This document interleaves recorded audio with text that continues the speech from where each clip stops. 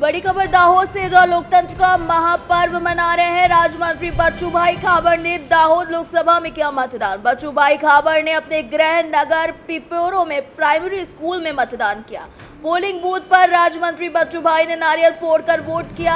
अपने गृह नगर पिपरों में मतदान किया। आज समग्र गुजरात मतदान दिवस नहीं पण एक लोकशाहीनो एक पर्व उजवी रह्યું છે આખું ગુજરાતની 26 સીટોમાંથી એક સીટ બિનહરીફ થઈ છે। 25 સીટોની અંદર મતદાન છે।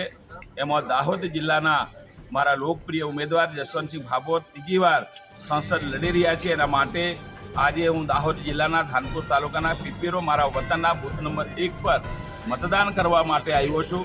આવનારા ભારતનું ભવિષ્ય એક વોટથી નક્કી થતું હોય ત્યારે એના માટે સમગ્ર મારા ગામના મતદારો, મારા મતક્ષેત્રના અને સંસદીય ક્ષેત્રના તમામ મતદારો લોકશાહી માટે અને આવનારા વિકસિત ભારતના સંકલ્પ સાથે આવનારું 25 વર્ષનું ભારત એ પણ પૂર્ણ વિકસિત બને એવો દેશના વડાપ્રધાન નરેન્દ્રભાઈ મોદીનો સંકલ્પ છે। ત્યારે આ ઉત્સાહપૂર્વક પૂરા મતદાર ભાઈઓ બહેનો આજે મત કરીને આવનારા ભારતના ભવિષ્ય માટે મતદાન કરી રહ્યા છે। આજે અનેક રાજ્યોની અંદર પણ મતદાન થઈ રહ્યું છે।